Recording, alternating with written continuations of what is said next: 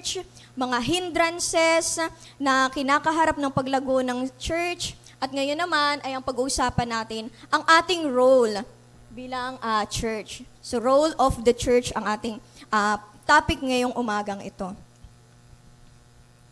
So, bago tayo magtuloy-tuloy ay alamin muna natin ano ba yung kahulugan ng salitang role. So, sa next slide po. So, basahin natin. Kapag sinabing role, the job someone or something has in a particular situation. Ito yung job ng isang tao sa isang sitwasyon. So, pwede nating may halimbawa dito isang manager. Diba? Meron pa siyang syempre na boss or higit pa sa kanya.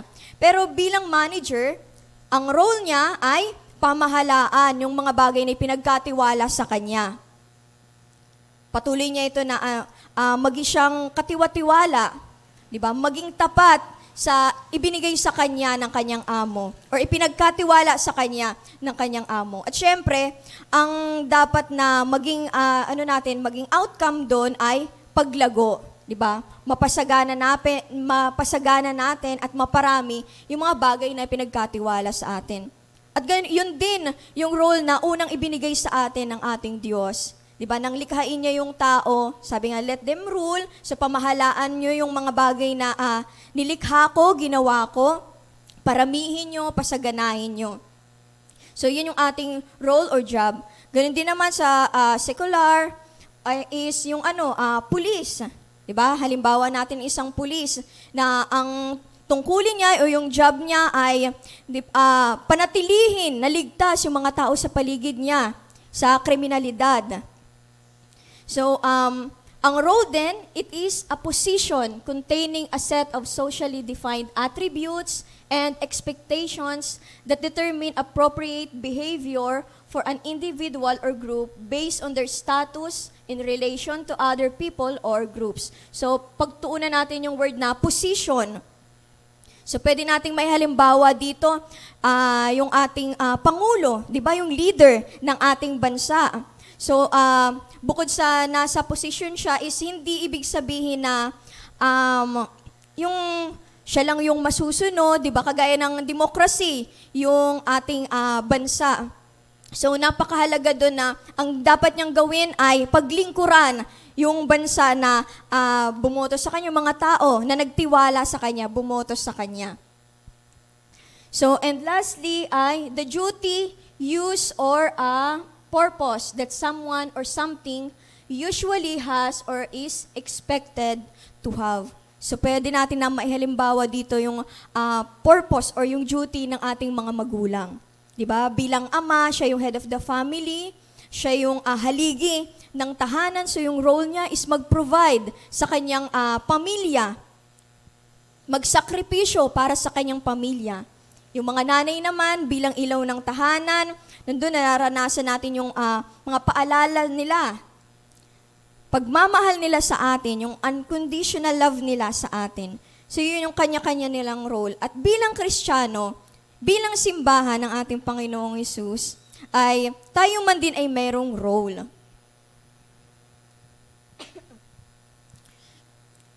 Pero bago tayo magtuloy sa 4 na bullet na ibabahagi ko, meron muna akong kwento para malaman natin yung kahalagahan ng role. So yung kwento nito ay patungkol sa bahagi ng katawan. So yung agenda nila ay maghanap ng makakain. So, yung mga karakter natin dito ay yung mata, yung bibig, yung tenga, kamay, at yung paa. So, itong mga bahagi ng katawan na ito ay lumabas. So, ang agenda nila, di ba, tanda natin, something to eat, yung bagay na makakain.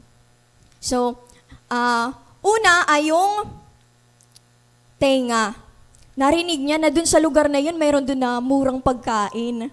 Meron dun na masarap na ulam. So, ang ginawa nila is pumunta sila doon. Siyempre, ginamit ng mata yung kanyang paningin para pumunta doon sa lugar na yon para makita nila ano ba yung ulam na masarap doon. At sumunod naman, siyempre, naglakad na yung paa. Siyempre, alangan naman maglakad yung mata, di ba? So, naglakad na yung paa, hinanap nila yung direction. Siyempre, habang ginagamit ng mata yung kanyang paningin, yung paa naman is tuloy sa paglakad. At siyempre, tinandaan ng tenga yung napakinggan niya. So, ito pala yung, inalam niya kung sino yung pupuntahan niya. Lahat patungkol doon. Kung saang lugar yon, ayan, inalam niya. So, tuloy na, naglakad na yung bahagi ng katawan niya, yung paa.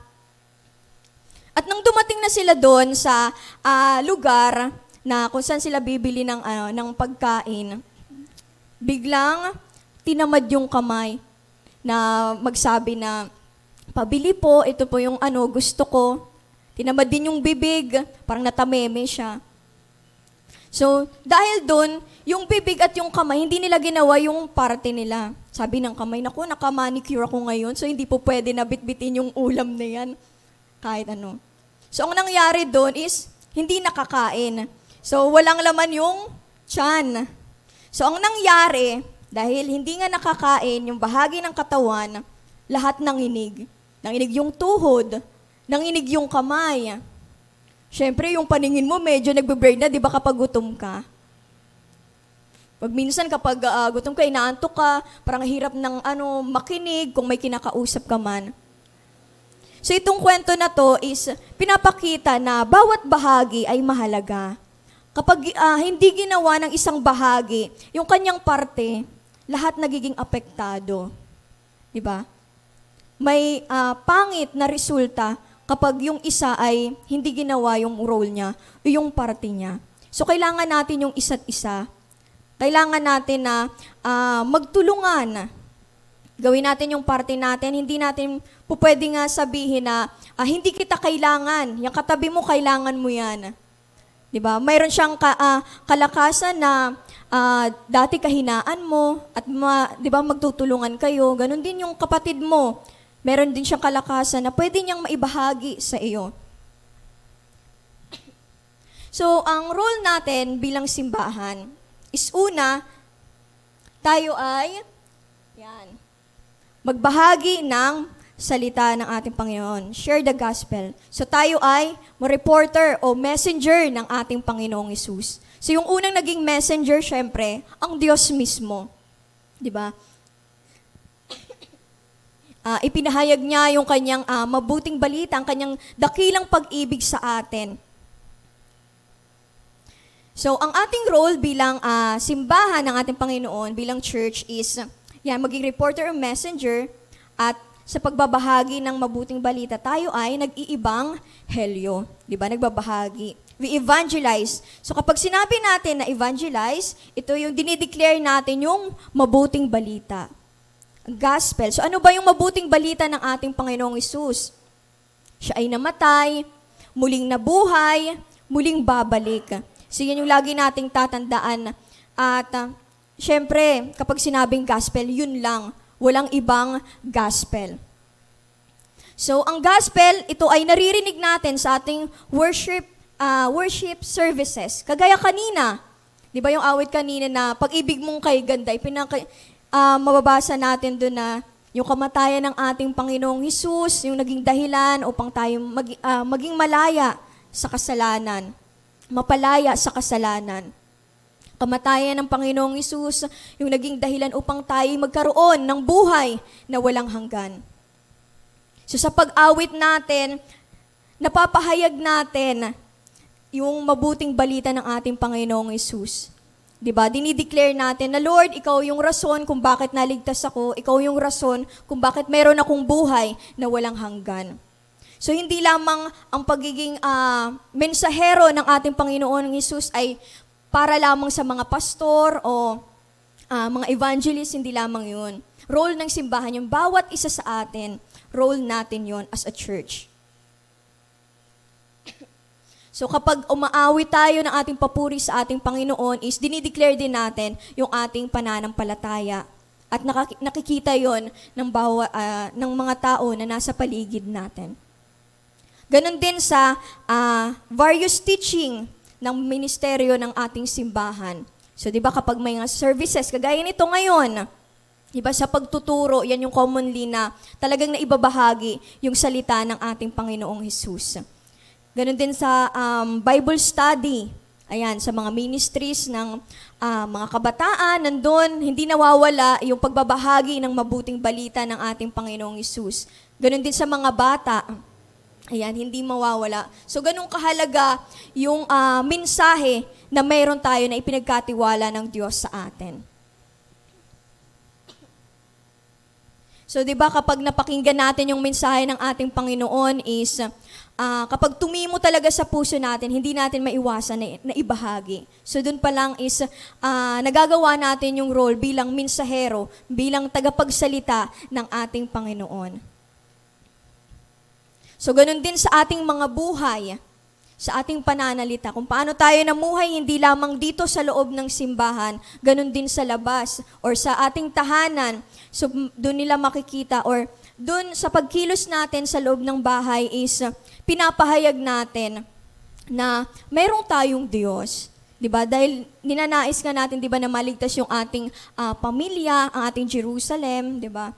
Na sa buhay natin, may mga pagkakataon din na hindi talaga natin direct na ma-share sa magulang natin, sa kapatid natin, or kamag-anak natin yung mabuting balita. Pero, di ba, ginagawa natin din yun sa pamamagitan din ng pagkilos, paggawa ng mabuti, papakita sa kanila ng ating pag-ibig. So, mensahe din yun, yung pagkilos natin sa ating pamilya upang sila ay makakilala sa ating Panginoon. So, yung buhay natin ay nagiging patotoo, nagiging mensahe. Tayo nga, di ba, yung walking Bible, di ba? Tayo yung kung saan tayo mapunta, hindi naman na kailangan na, hindi naman sa sineset aside natin na yung Bible is kailangan kabisaduhin natin. Pero napakahalaga doon na naipapamuhay natin yung kung ano yung sinasabi sa salita ng ating Panginoon. So habang tayo'y namumuhay ng ayon sa kalooban ng ating Panginoong Hesus, tandaan natin na yung mga tao sa paligid natin ay aalamin nila kung totoo ba talaga yung mensahe na dala-dala natin. Nagkakaroon tayo ng automatic na CCTV sa mga buhay natin kapag ipinapahayag natin o ipinapakita natin na tayo ay Kristiyano, na tayo ay tagusunod o disipulo ng ating Panginoong Hesus. Babantayan nila yung bawat salita na mamumutawi sa bibig natin. Na halimbawa sa mga kabataan, di ba, simpleng reklamo ka sa iyong nanay, sa magulang. Ano yung commonly na naririnig natin? Di ba, pa-church ka pa naman. Yan ba yung tinuturo sa inyo? Yan ba yung napakinggan mo? Di ba, ganun kahalaga yung words. Kaya kailangan maging maingat tayo. Kapag nakapagsalita tayo ng mga foul words, lalo na kunyari, nasa school tayo, nasa work tayo, ay, Kristiyano pa naman yan. Nakakasend niya pa lang ng live service nila sa akin, tapos biglang may ganung word. Diba? Ganun talaga, ganun nagiging observant yung mga tao na hindi pa nakakilala sa Panginoon, sa atin. So tayo man din ay maging aware sa bawat salita na mumutawi sa bibig natin. Dahil yung bawat salita na sasabihin natin, ay ipagsusulit natin yan sa ating Panginoon. At salamat na lang sa Lord dahil yung salita niya na ibinigay sa atin ay katotohanan. So kapag pinapamuhay natin, wala tayong dapat na ipangamba, ikatakot na magkamali or hindi ito totoo or hindi effective yung sasabihin or yung mensahe na ibabahagi natin sa iba.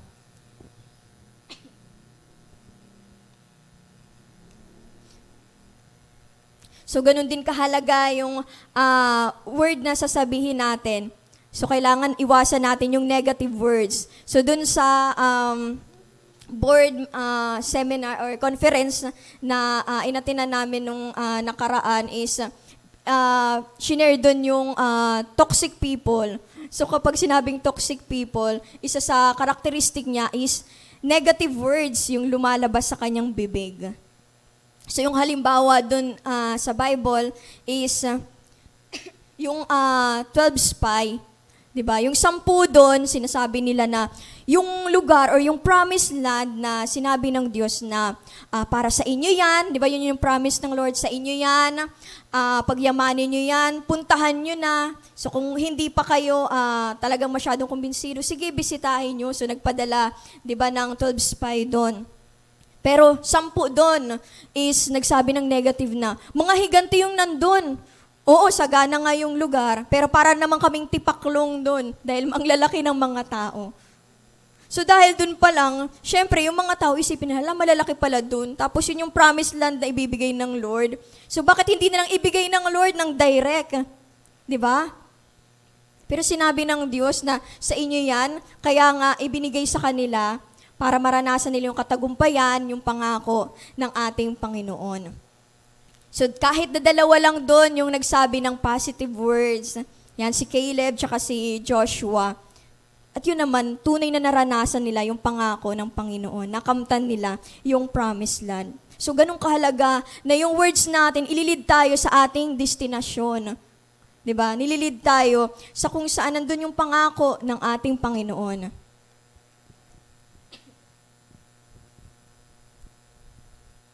So habang sinasabi natin yung salita ng Diyos, yung mabuting balita, hindi lamang basta salita lamang yung sinasabi natin, kundi yung Diyos mismo, ang Panginoong Hesus mismo, yung sinishare natin sa mga tao na nasa paligid natin, mga tao na hindi pa nakakarinig ng salita ng ating Panginoong Hesus. So binigay sa atin yung salita, tinanggap natin, so ipinamuhay natin. So nananahan na sa atin ang ating Panginoong Hesus. So nasa atin yung mensahe at napakahalaga na mamuhay tayo, 'di ba? Nang ayon sa kalooban ng Diyos, nang ayon sa salita na tinanggap natin sa ating Panginoong Hesus. So how we treat God's word is how we treat God. So kung paano na tinatrato natin yung salita ng ating Diyos is yun din mismo, ganun din natin tinatrato yung Diyos. Kasi 'di ba, yung salita at Diyos, iisa 'yon. Siya yun mismo. So kung binabasa natin yung salita niya, pinagbubulay-bulayan natin, tinatanggap natin na, Lord, itong salita mo na to na nagkukorek sa akin, tinatanggap ko. Diba, nagkakaroon tayo ng pagpapakumbaba sa ating Panginoong Hesus, sa ating Diyos. At kapag naman nagkakaroon tayo ng kapayapaan, kapag diba, tinatanggap din natin ang mensahe ng ating Panginoong Hesus. At yun din, yung nais natin na ibahagi sa bawat isa. Kaya't ganun kahalaga yung mabuting balita. Hindi pipitsugin yung mensahe na daladala natin. Hindi pipitsugin yung mensahe na ibinigay o ipinagkatiwala sa atin. Dahil malaki yung nagagawa niyan. Di ba kung tayo mismo, dahil tinanggap natin yung salita ng Diyos, nagkaroon ng transformation sa atin, how much more sa iba? Di ba yung salita ng Diyos, hindi yan nagbabago. Mananatili yan, di ba? So, gawin natin yung role natin as a messenger ng ating Panginoong Hesus.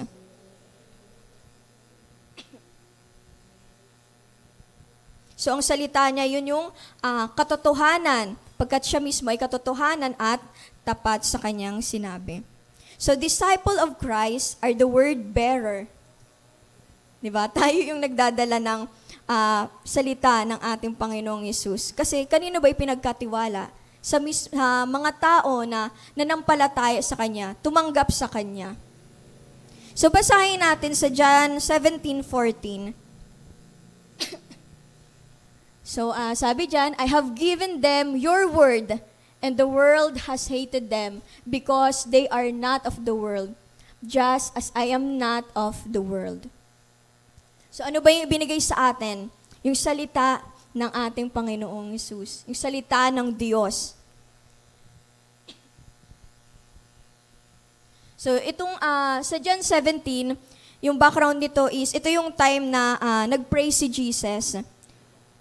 Hindi para sa kanyang sarili, kundi para sa church. Pinag-pray niya yung pagkakaisa ng church. Pinag-pray niya yung mismong salita na ipapahayag ng mga sumusunod sa kanya, ng mga disipulo niya, at sa mga tao din na tatanggap or mananampalataya sa mensahe na kanilang ipapahayag.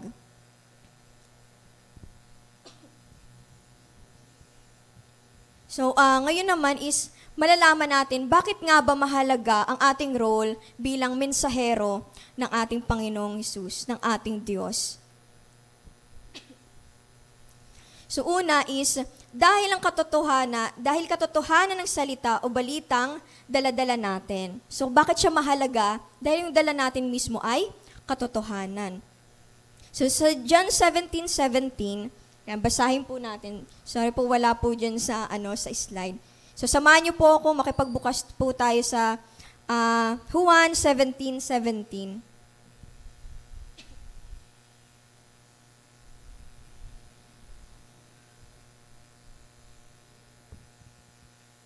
So sabi po dito, italaga mo sila sa pamamagitan ng katotohanan. Ang salita mo ang katotohanan. So ganun siya kahalaga yung role natin. Na kapag totoo, di ba, yun yung masarap dapat or yun yung dapat na ibinabahagi natin. Hindi yung mga chismis, hindi yung mga fake news yung ibinabahagi natin, kundi ang katotohanan. So, tinanggap natin sa Diyos ang salita niya, ang mabuting balita, yun ang katotohanan. Diba, sa John 14:6 is, Jesus is the way, the truth, and the life. So, hindi tayo naghahatid ng fake news, hindi tayo naghahatid ng other gospel. Ayan. Dahil ang gawain ng kaaway ay questionin yung salita mismo na sinabi ng Panginoon, ng Diyos. Diba? Yun yung ginawa niya kila Adan at Eva. Diba? Nang tinukso niya si Eva is, question niya yung mensahe na sinabi or command ng Diyos. Diba? Na dapat, huwag mong kainin yan. Pero ang ginawa niya, totoo ba?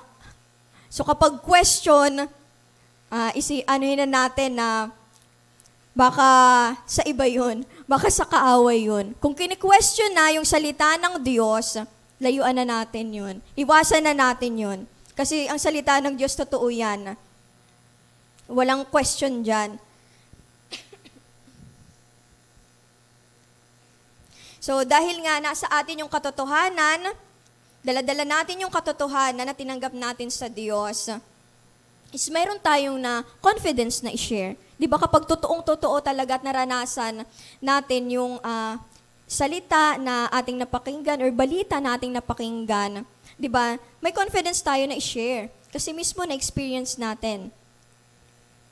So, dahil kapag ginagawa natin or nagagawa natin yung ating role bilang mensahero or tagapagbalita ng ating Panginoong Hesus o ng Diyos, tayo ay nagiging kasagutan mismo sa panalangin ng ating Panginoong Hesus. So, saan natin yun mababasa? Na tayo pala ay answered prayer ng ating Panginoong Hesus. Doon din sa John 17:20.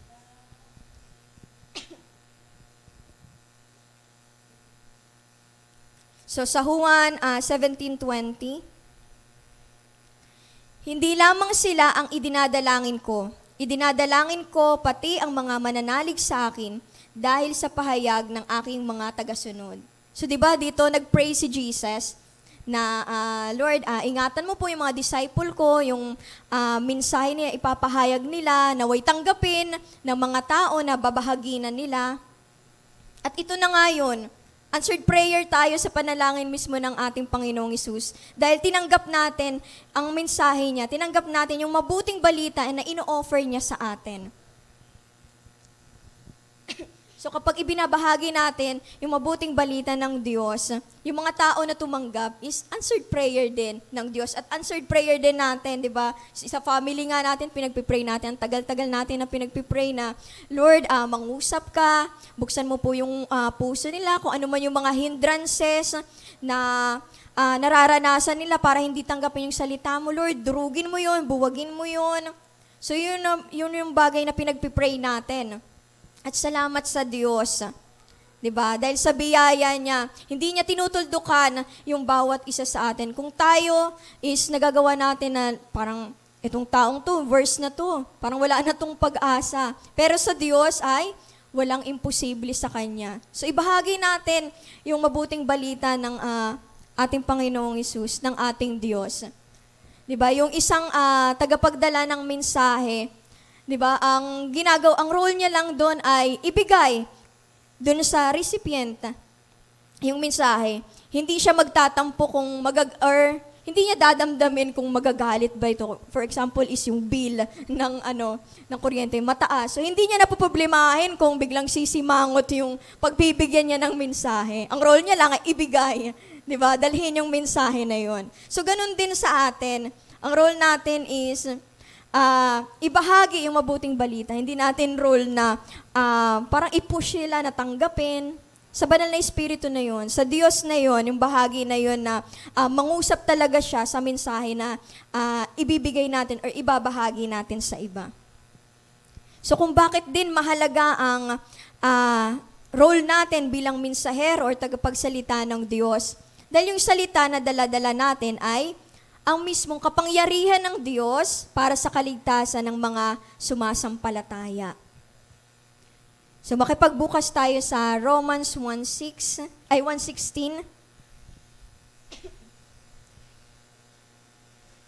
So ayun ba, nagsisinkin na ba sa atin na ganun do pala yung kahalaga yung role ko bilang mensahero ng Diyos?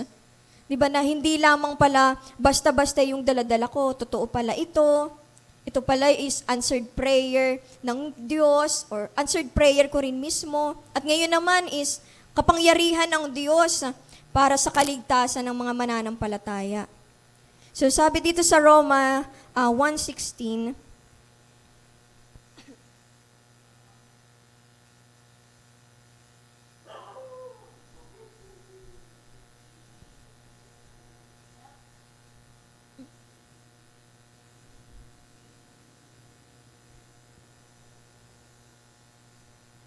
hindi ko ikinahihiya ang magandang balita, sapagkat ito ang kapangyarihan ng Diyos para sa kaligtasan ng bawat sumasampalataya.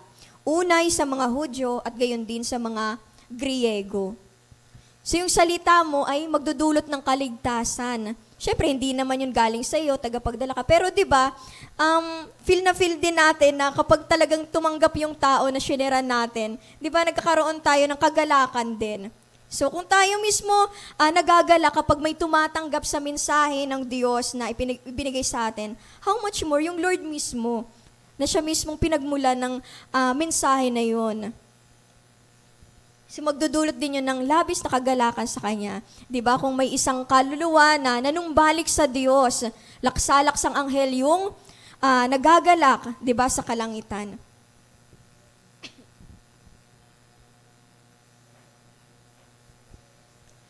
So, pwede din natin na maihalimbawa sa pagpapahayag ng mensahe, yung mensahero ng isang hari.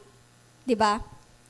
So, ang gagawin ng hari is ibibigay yung mensahe, tapos yung tagapagdala ng mensahe is siya yung una na pupunta dun sa tatanggap na tao or lugar na tatanggap sa mensahe ng isang hari. So, diba, masabi natin na noble role yun na hari mismo yung magpapadala sa'yo, hari mismo yung nagtiwala sa'yo.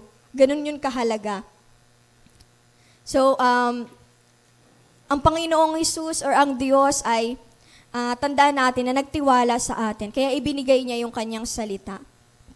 Pinagkatiwalaan niya tayo at umaasa siya, di ba, nagagawin natin yung ating bahagi.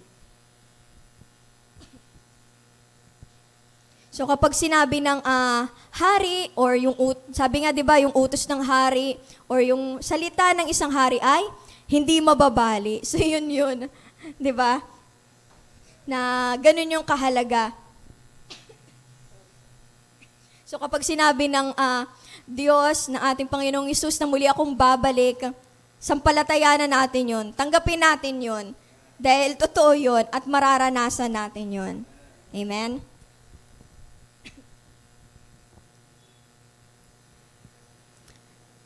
At sunod naman kung bakit mahalaga yung pagiging mensahero natin or tagapagdala ng balita natin sa Diyos ay nire-reveal nito yung ating identity.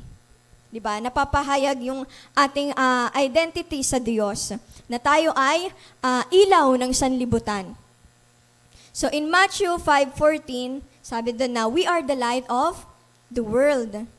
So ito yung topic kahapon dun sa conference na inatenan ko sa school na City on a Hill. So we are the light of the world. So yun yung isa sa identity natin. Dahil yung salita ng Diyos, sabi nga sa Psalms 105,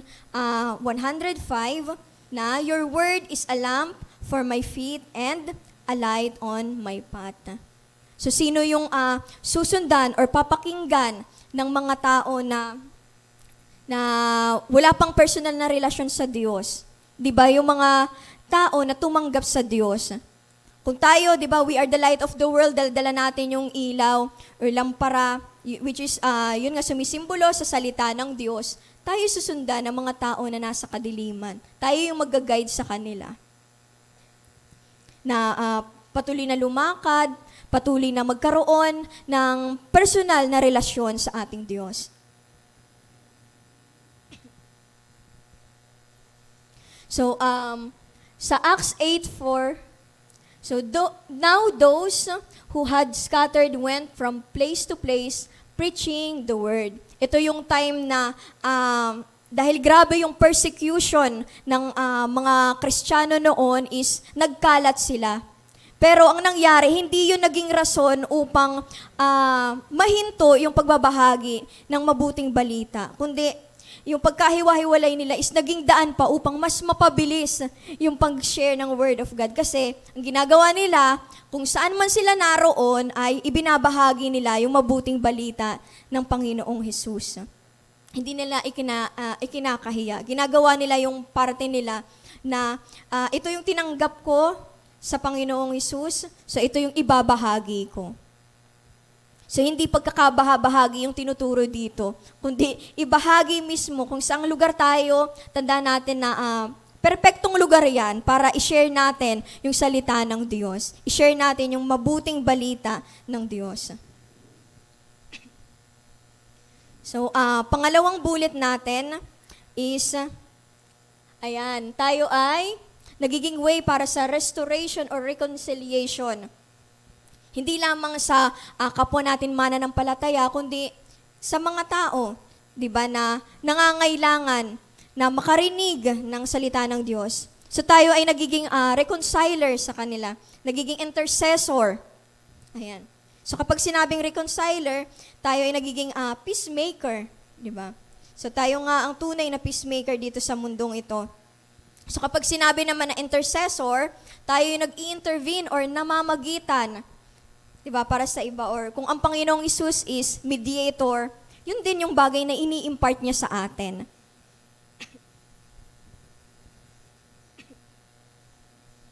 So ayan, patuloy natin na pinagpipray, di ba? So bago tayo magbahagi ng mabuting balita, ng salita ng Diyos, is pinagpipray muna natin na, Lord, itouch mo po yung puso ng babahaginan ko, ng sisharean ko.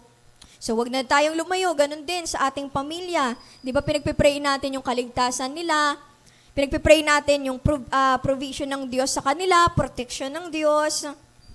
Tayo yung namamagitan sa Diyos para sa kanila. So pinagpipray natin yung salvation na nawa tanggapin nila ang Lord bilang personal Lord and Savior. Pinagpipray natin yung protection nila.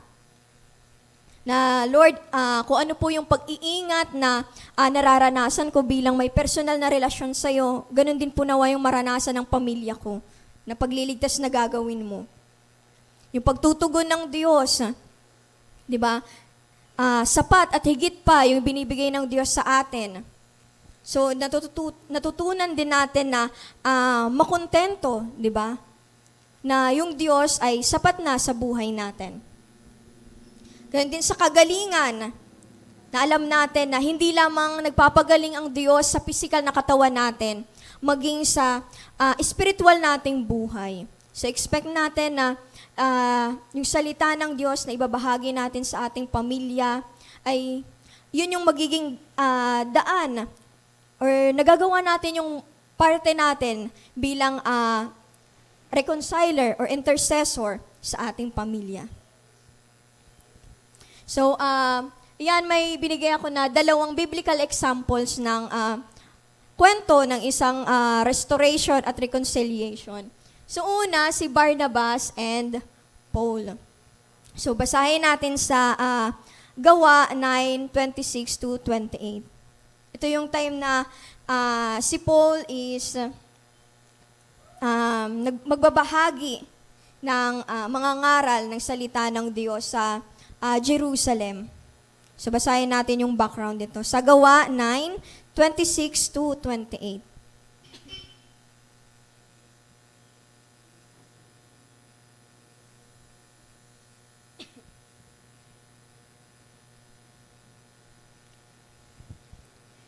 So yan, sabi dito, pagdating ni Saulo, yan, yung unang pangalan po niya ay Saulo, bago naging Pablo. So yan, pagdating ni Saulo sa Jerusalem, sinikap niyang mapabilang sa mga alagad doon. Ngunit sila'y natatakot sa kanya dahil hindi sila makapaniwalang isa na siyang alagad. So verse 27, subalit isinama siya ni Bernabe sa mga apostol at isinalaysay nito sa kanila kung paano nagpakita at nakipag-usap ang Panginoon kay Saulo nang ito'y nasa daan papunta sa Damasco. Sinabi rin ni Bernabe na buong tapang na nangaral sa Damasco si Saulo sa kapangyarihan ng pangalan ni Jesus. And 28, kaya mula noon si Saulo'y kasakasama nila sa buong Jerusalem at buong tapang na nangangaral doon sa pangalan ng Panginoon.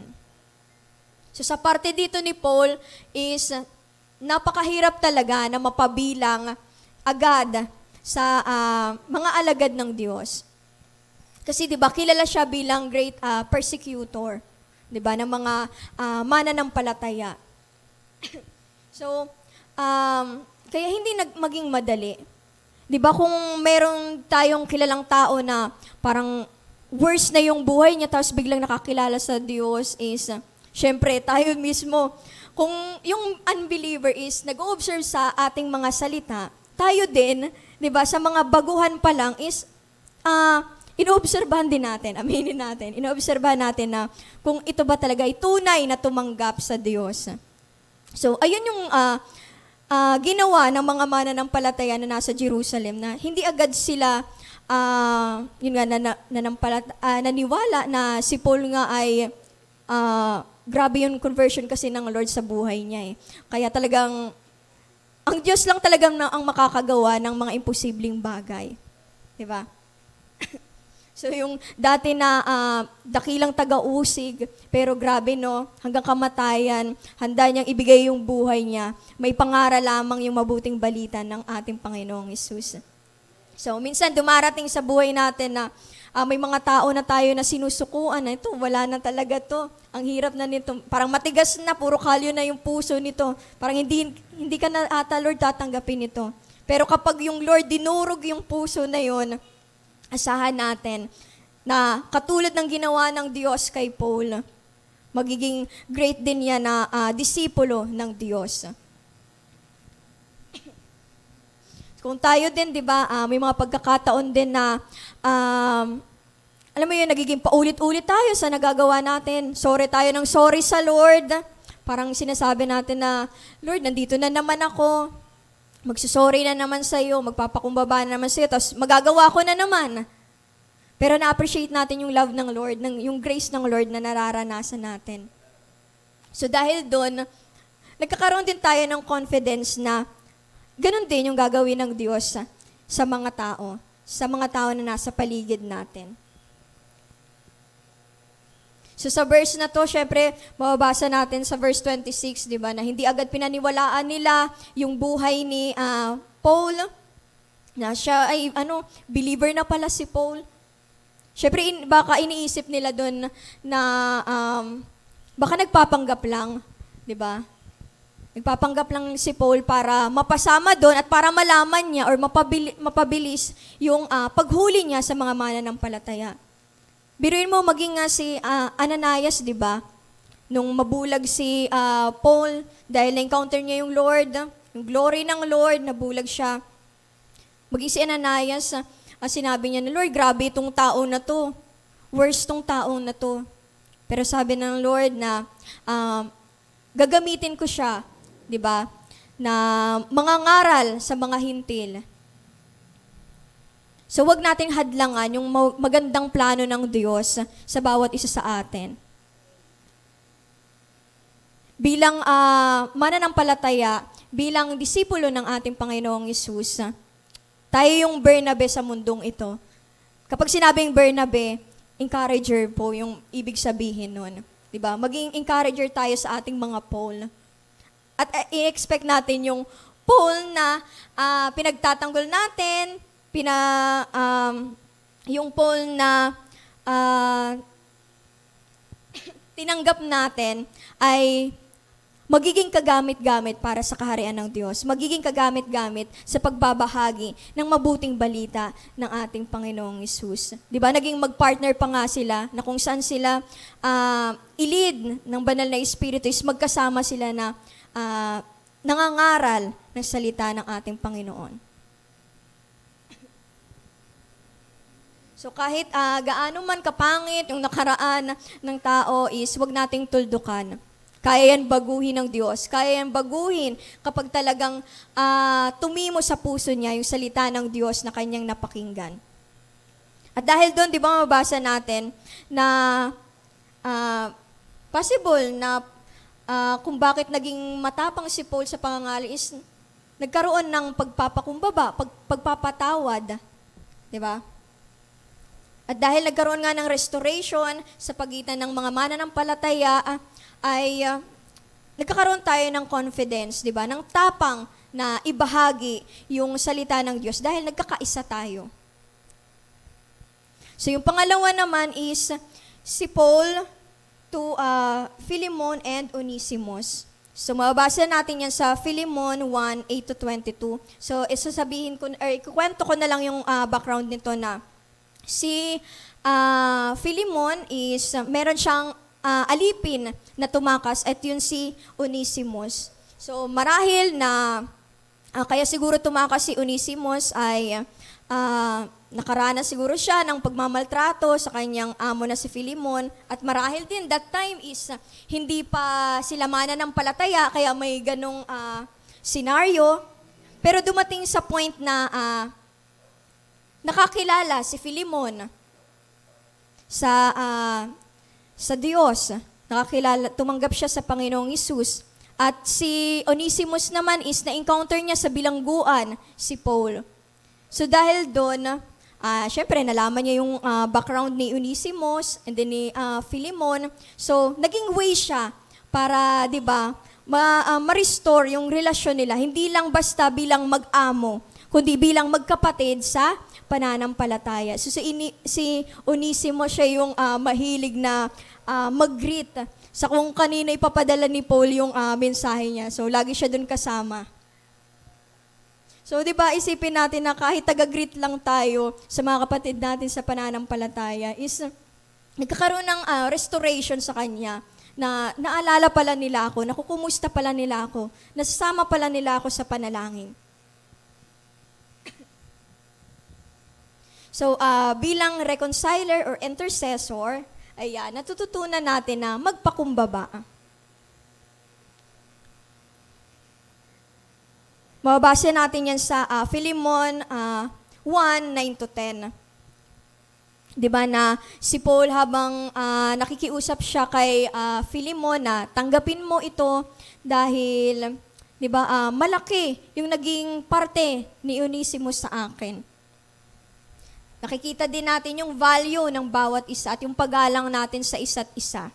Yan yung nagiging karakteristik ng isang intercessor o role natin bilang intercessor or mediator sa Diyos at para sa tao. So wala na sa atin yung salitang hindi kita kailangan. Di ba? So yung katabi natin, kailangan natin yan. Malaking parte yan sa ating paglago, sa ating pananampalataya.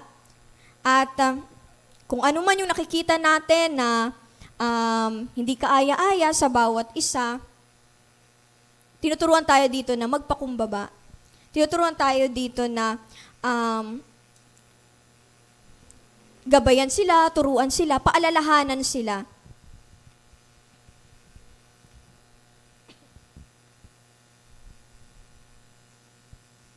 So paano nga natin magagampanan yung ating role bilang reconciler or intercessor? Or paano tayo nagiging way para sa restoration ng iba?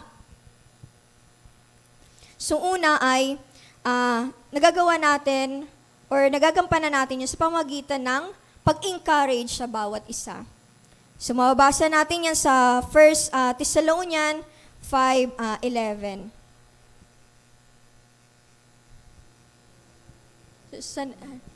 Next slide. Ayan. So sa 1 Thessalonica 5:11, dahil dito, palakasin ninyo ang loob ng bawat isa at magtulungan kayo tulad ng ginagawa ninyo ngayon. So, tulad ng ginawa ni Bernabe kay Paul, encourage natin, i-build natin yung bawat isa.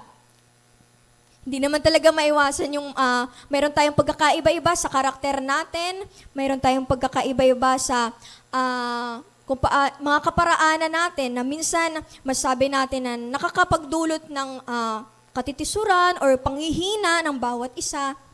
Pero mahalaga yung encouragement, katulad ng ginawa ni Bernabe kay Paul. I-take natin yun as opportunity para lumago sa ating pananampalataya. So encourage natin din yung mga nag-aalinlangan, mga nanghihina sa kanilang pananampalataya na wag mawala yung apoy nila na ibahagi yung salita ng Diyos, ibahagi si Kristo sa iba. At paano natin magagampanan yung ating role as reconciler, intercessor, bukod sa pag-encourage is, pasanin natin yung dala-dala ng bawat isa. Bear one another's burden. Sa Galatians 6:1-2, ayan yung part na kapag merong nagkasala, di ba, is yung tao na pinapanahanan ng banal na espiritu or puspos ng banal na espiritu is mag-correct sa taong yon, di ba? So, ipagpasalamat natin na kapag mayroon tayong pagkakamali or pagkukulang, nandiyan yung kapatid natin sa pananampalataya na nagpapaalala sa atin, nagtutuwid sa atin. Siyempre, pwede natin maranasan yung pagtutuwid ng Diyos sa pamamagitan ng pagbabasa natin ng salita niya, pagpipray natin. Pero, di ba, masarap din sa pakiramdam na kinukorek tayo ng mismong kapatid natin sa pananampalataya.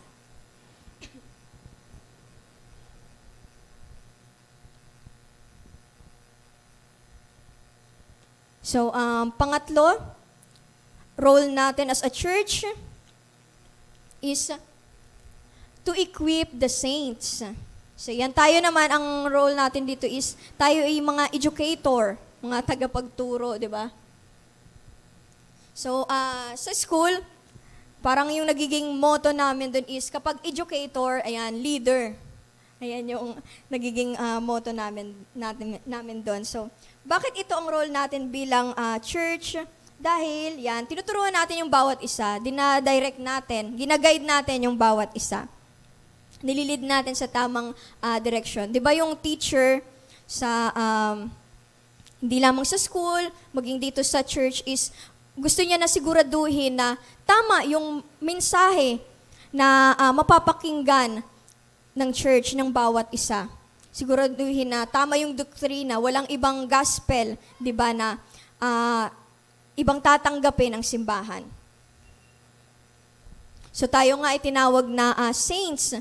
Yan yung laging pagbati ni Paul sa mga sulat niya, even sa Corinto. Kagaya di ba nung nakaraan, napakinggan natin na yung example ng church na hindi lumalago is yung Church of Corinth. Pero sa mga letter ni Paul dun sa kanila is tinawag pa rin sila na saints. So, di ba kapag sinabing saints is holy one, set apart, syempre para sa special na purpose ng Lord.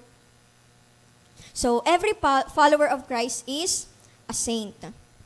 So, in Ephesians 4:12, yan, basahin po na.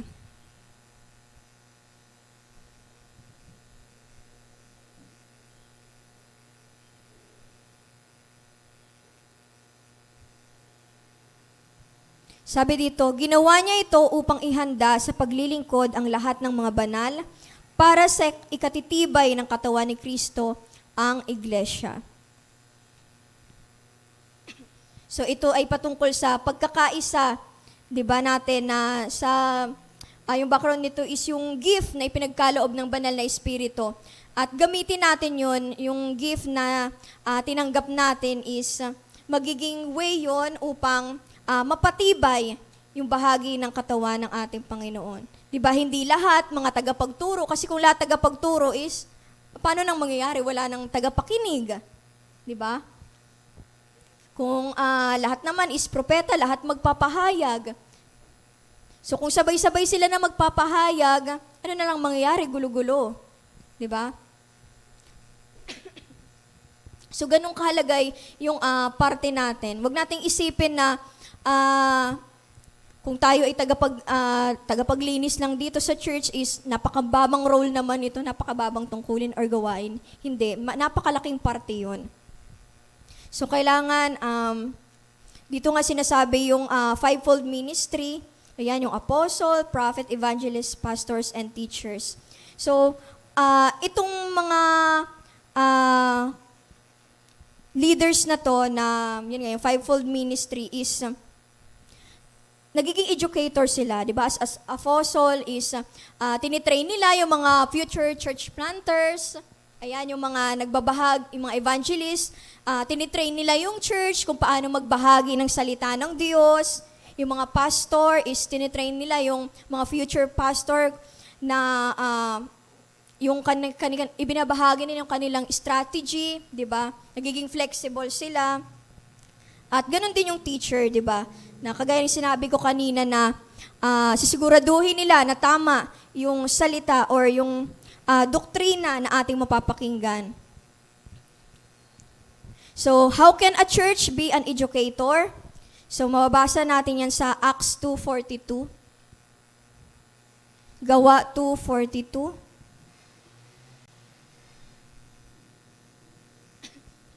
Yan, sa Acts 2:42, they were continually devoting themselves to the apostles' teaching and to fellowship, to the breaking of bread, and to prayer. So, ayan yung apat na points natin. So, kung paano ma-equip yung church or role natin to equip the church is, una is devoted tayo sa word. Kasi yun yung, di ba, yung unang ibinigay sa atin. So, mahalaga na mayroon tayong pananabik. Sabi nga sa 1 Peter 2:2-3 na naisin natin or manabik tayo sa dalisay na gatas na espiritual. Ayun yung gospel, ang salita ng Diyos. So, napakahalaga na sa bilang devoted tayo sa word ng Lord is meron tayong excitement na, Lord, ano na naman po yung mensahe na nais mo na mapakinggan ko, nais mo na tanggapin ko ngayon. Diba? Ganun yung kahalaga. At hindi natin din tinatanggap yung other gospel. So mababasa natin yan sa Galatians 6:7. Ayan.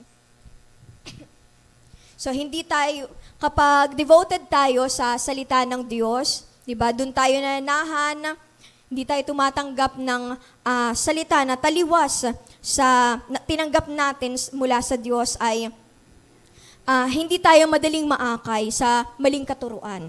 Di ba? Katulad ng nangyari sa Church of Corinth na kung bakit hindi sila lumago kasi tanggap lang sila ng kung ano yung mensahe na mapakinggan nila, paniniwalaan nila, tatanggapin nila. Pero mahalaga na tayo ay rooted sa salita ng Diyos. Tayo nga ay dapat ay maging man and woman of the Word of God.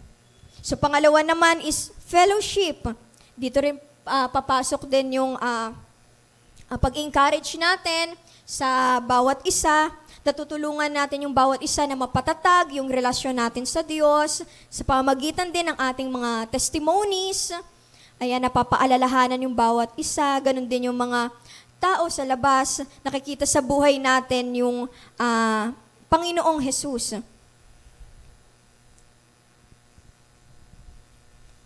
So sa pamagitan din ng fellowship natin sa bawat isa is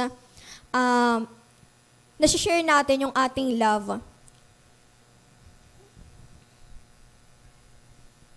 Napapakita natin na tayo nga ay tunay na tagasunod ng ating Panginoong Hesus. So ganun kahalaga yung fellowship natin. Hindi lang basta sinet yung mga gawain natin na every Wednesday, prayer, youth, mga services natin, every Sunday. Hindi lang basta yun sinet para, yun nga, magsama-sama lang tayo, para papuntahin lang kayo ng church, para i-check lang yung attendance, para alamin kung talagang Kristiyano pa ba tayo. Hindi lang basta yun ganun. Kundi di ba magkaroon tayo ng intimate na relasyon sa bawat isa at syempre una sa Diyos. Ito nga, sunod naman is breaking of bread. Ito yung communion natin. Di ba? Every first week ng month ay nagkakaroon tayo ng communion na kung saan inaalala natin yung pagsasakripisyo ng Diyos, di ba? Pag-aalay niya ng kanyang buhay, pagbigay niya ng kanyang buhay para sa atin, na yung kanyang dugo ay naging kabayaran para sa ating mga kasalanan. So dahil doon na-equip tayo, natitrain tayo, di ba? Nagiging educator tayo sa iba na dahil doon sa communion na ginagawa natin, nare-refresh tayo doon sa gospel, di ba? Na si Jesus ay namatay, nabuhay, muling babalik. At sunod naman is prayer. Yan sa Efeso 5:20. So basahin natin sa Efeso 5:20.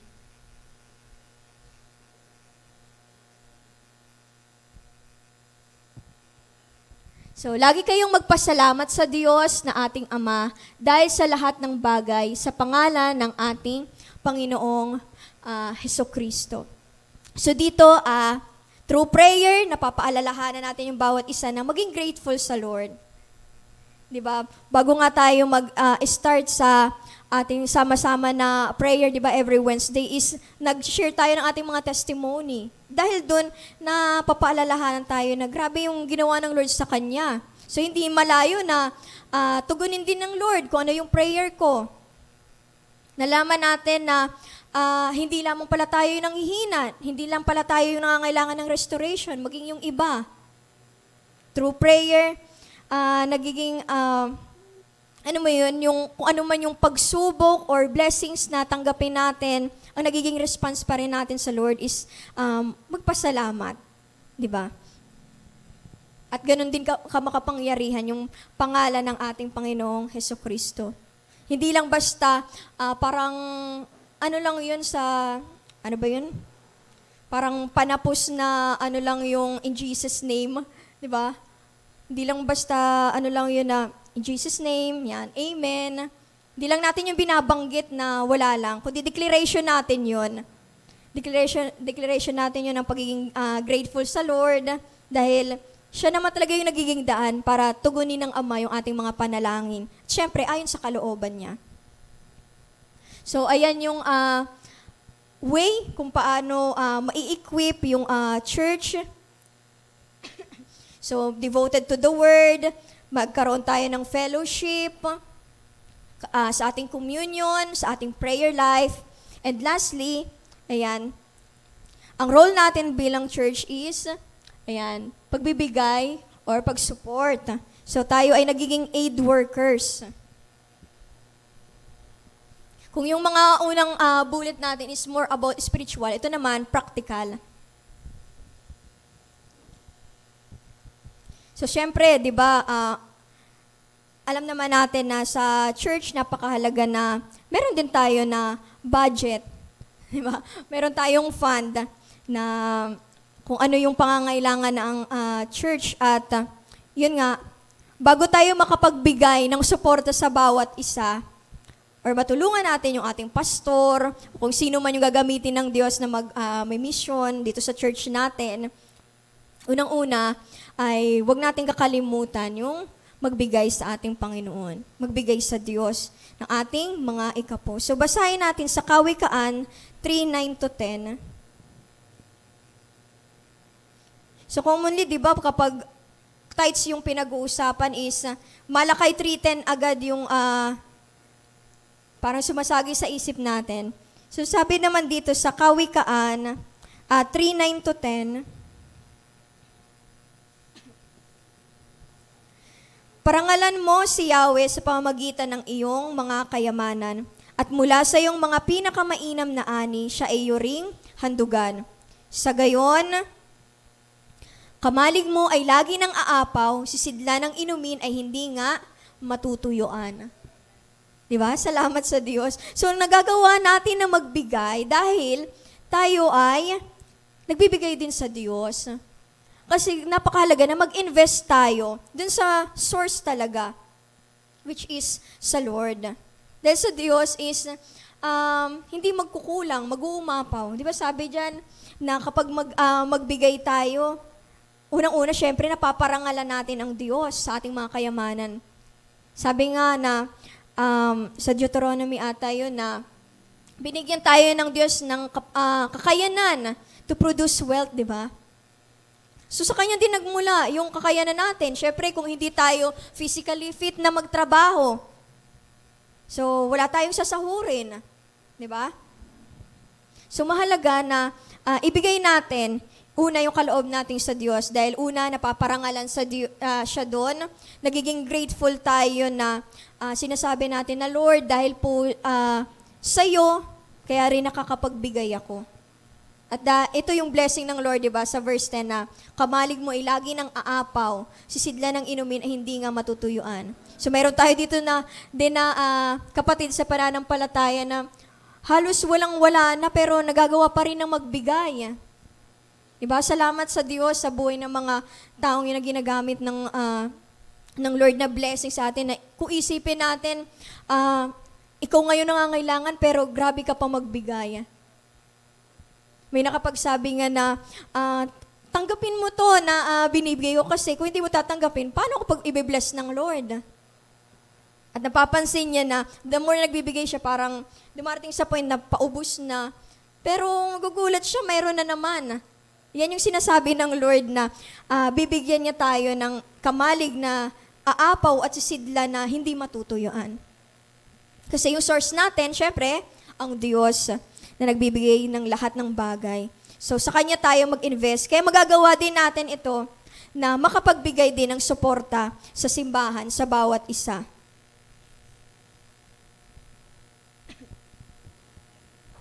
So, basahin natin sa Gawa 2:44 to 45.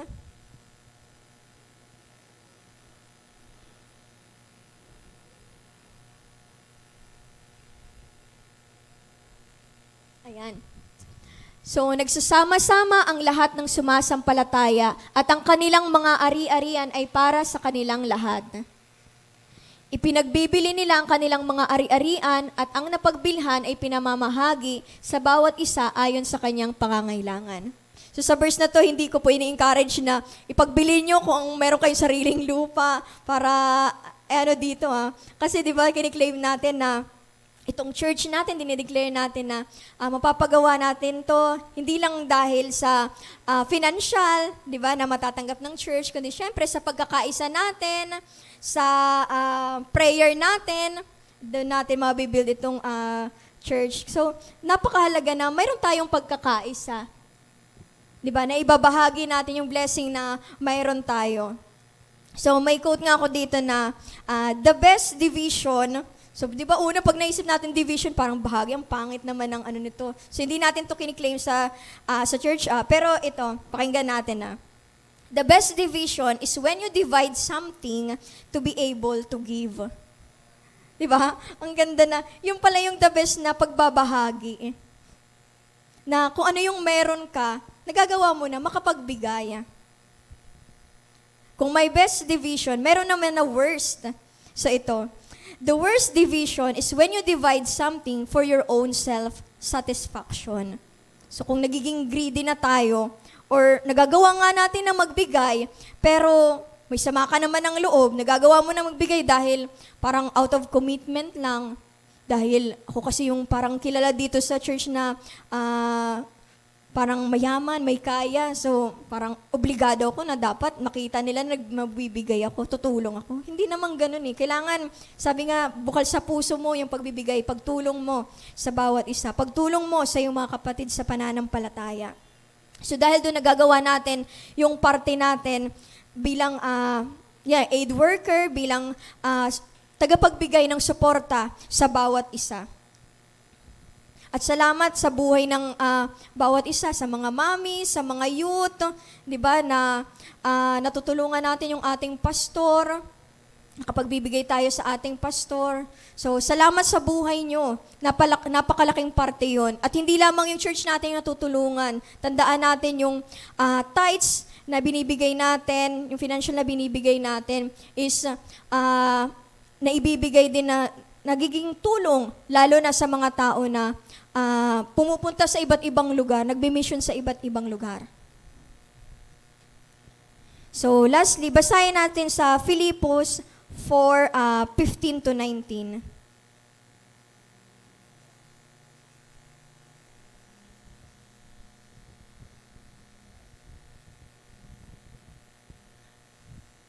So yan, alam naman ninyo mga taga-Filipos na kayo lamang ang iglesyang nakahati ko sa hirap at ginhawa nang umalis ako sa Macedonia noong ako'y nagsisimula pa lamang sa pangangaral ng magandang balita. Noong ako'y nasa Thessalonica na, makailang ulit ding pinadalhan ninyo ako ng tulong. Hindi sangad kung laging tumanggap ng mga kaloob, kundi ang nais ko ay makatanggap kayo ng masaganang gantimpala. Narito ngayon ang katibayan ng labis-labis na kaloob ninyo sa akin. Higit pa sa pangangailangan ko ang tulong ninyo sa akin na hatid ni Epafrodito. Ang mga ito ay tulad ng mabangong handog sa Diyos, mga alay na katanggap-tanggap at kalugod-lugod sa Kanya. At ito yung promise ng Lord sa atin, sa pagtulong natin. At buhat sa hindi mauubos na kayamanan ng Diyos, ibibigay niya ang lahat ng inyong kailangan sa pamamagitan ni Kristo Jesus. Diba? The more na nagbibigay tayo, hindi talaga tayo tunay na nawawalan. The more nagbibigay tayo, the more tayo na nagkakaroon. At katulad ng ginawa nitong mga taga-Filipos na kahit saang mission ipadala si Paul, is nandun yung pagtulong nila. Meron pang mga kapatid sa pananampalataya na sinasabihan na ni Paul na okay lang kahit hindi na muna kayo magbigay ng tulong kasi alam ko yung nagiging sitwasyon nyo. Pero nandun pa nagpo-push pa rin sila na gusto ka naming tulungan. Gusto naming ibigay yung suporta sa iyo. Kung ano yung kaya namin na ibigay, buong puso namin na ibigay. So, mga kapatid, ganun kahalaga yung pagtutulungan natin sa bawat isa. Hindi lamang talaga to about financial, pero syempre, common yun. Pero katulad ng mga napakinggan natin, pwede tayo makapagbigay ng support through encouragement, ayan, pagpapaalala sa bawat isa. At ito yung promise ng Lord, di ba? Na hindi mauubos na kayamanan ng Diyos. Sa pagbibigay natin, hindi na uubos yung kayamanan ng Diyos pagkat siya yung source at ibibigay niya ang lahat ng inyong mga pangangailangan. So, salamat sa Diyos kasi hindi lamang pangangailangan yung ibinigay niya sa atin, di ba? May pagkakataon yung gusto natin at may pagkakataon na hindi natin hiniling pero ibinigay ng Diyos sa atin. So, bilang church, so ito yung mga role natin. Marami pa yan pero ito yung patuloy na pinapaalala sa atin ng Diyos na ganun kahalaga yung bawat isa. Ganun kahalaga yung tungkulin natin sa isa't isa. So sa conclusion natin, basahin natin sa Psalms 133:1. Ayan. Sabi diyan, "Behold, how good and how pleasant it is for brothers to dwell together in unity." So sa Salmo 133, ayan, napakagandang tingnan ang mga mamayan ng Diyos na mumuhay ng may pagkakaisa. So mayroon pa nga niya ng kanta yung parang, okay, gandang pagmasdan ang magkakapatid na nagkakaisa at laging sama-sama. So mga mommies, relate po ba? Alam niyo ba yung kanta na yun? So, ganun kahalaga na magdudulot tayo ng kagalakan kapag tayo ay, di ba, nagkakaisa, unang-una sa Panginoon at syempre sa fellowship natin sa bawat isa. So, as we continue to do our role as a church, we also fulfill our purpose in this world. So, habang din ginagawa natin yung role natin sa church, we will grow mature.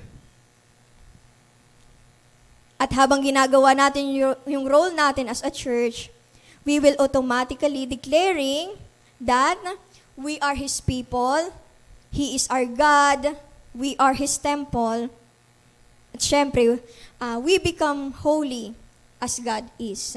So, salamat sa Panginoon sa mensahe niya. Patuloy po tayo na pagpalain at patuloy natin na magawa yung parte natin bilang simbahan ng Diyos. So, ayun lamang po. Sa Diyos po ang papuri.